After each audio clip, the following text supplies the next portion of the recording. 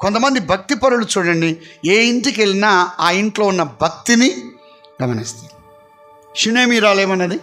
మన ఇంటికి వచ్చుచూ పోవుచున్నవాడు భక్తి గల దైవజనుడని నేను ఎరుగు.